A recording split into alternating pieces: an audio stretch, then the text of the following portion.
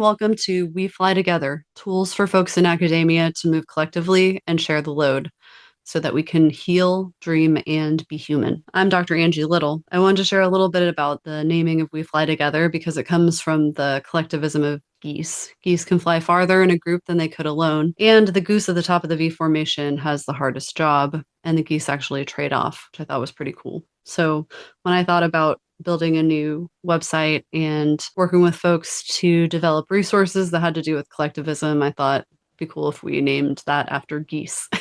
So to say a little bit more about what we're up to here, we're going to be introducing a new series that includes written resources and accompanying YouTube videos. We will explore how project management and strategic planning can be used to support a more just world and build communities that allow humans to be humans. You will be introduced to the idea of baseline goal setting, the practice of setting a meetable and concrete set of goals that take into account all of your commitments. The idea is to be realistic about what is possible, find ways to share the load, and make space to dream, grow, and heal. In particular, we plan for the inevitable ways that the world and our individual lives are too much sometimes. In the past few years, I've gotten much clearer about my own vocational calling. I enjoy creating project management and strategic planning tools that help groups move collectively. I'll share a recent moment that exemplifies what I mean. I work with a small group of faculty who are experimenting with collectivism, and one of the faculty, they had something come up unexpectedly that impacted their work hours. And we had done the creative and sometimes tedious work to get very clear on everyone's roles and responsibilities, and we built flex time into my own position. I knew exactly what my faculty colleagues' responsibilities were, and within a few minutes, I could make an offer to her. I can take over that one grad student meeting next week, and that would get you back an hour and a half of your time. And another faculty member in our group quickly offered, oh, I could take over this other meeting. So these are the kinds of communities I want to build where we don't take on too much, where we share the load, where we can step in and help each other. When I talk to friends and colleagues at tech companies outside of academia, I hear about a much greater emphasis placed on project management. I don't think that I'm necessarily showing you super novel tools in this series, things like spreadsheets of goals and time estimation strategies. However, what we have been able to achieve within a large research university context is more novel than I would like it to be. And if we want to move collectively, we often need to build our own structures within an environment that tends toward individualism. So let me share a little bit about my own background. I'm a small business owner. I have been a small business owner for a little over a decade, and much of my work involves consulting projects.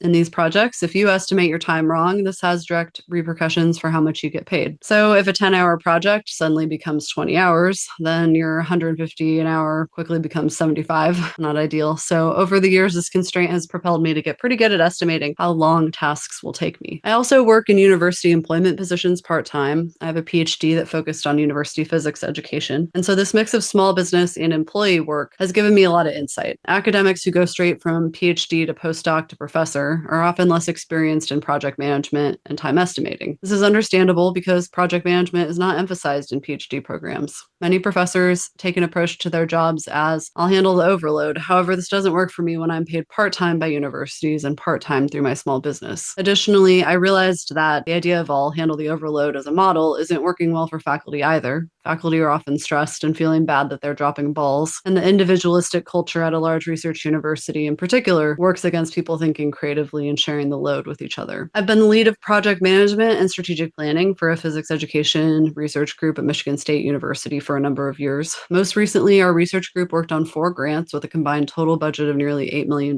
I also was a co-PI on a large multi-university National Science Foundation grant through my small business, playing a similar role. I've managed projects that had budgets of 10,000 and others with millions. I say this because I want to give you hope that a human approach to project management can work at the level of multi-million-dollar NSF grants. One other key aspect of my background is that I've been part of founding a number of organizations and national networks, most recently the Society of Indigenous Physicists, going back to graduate school, the Compass Project. In this work, I've gotten to dream with people about what is possible. We have imagined new structures that work for us and built them from the ground up. This background is with me, and the more I get to think creatively with people, the more I'm amazed at what is possible. I look forward to sharing with you tools and lessons learned. The last 2 years at Michigan State, our research group has gotten into a groove with our collective practices in a way that is really beautiful. I plan to share new resources every few months. Our first resource is a tool that helps us bound the often amorphous nature of research, helping us feel that we've done enough. Coming soon, you can expect a conversation with an undergraduate researcher about a resource that made her feel really good about her work. And in addition, we'll share a goal-setting tool for planning across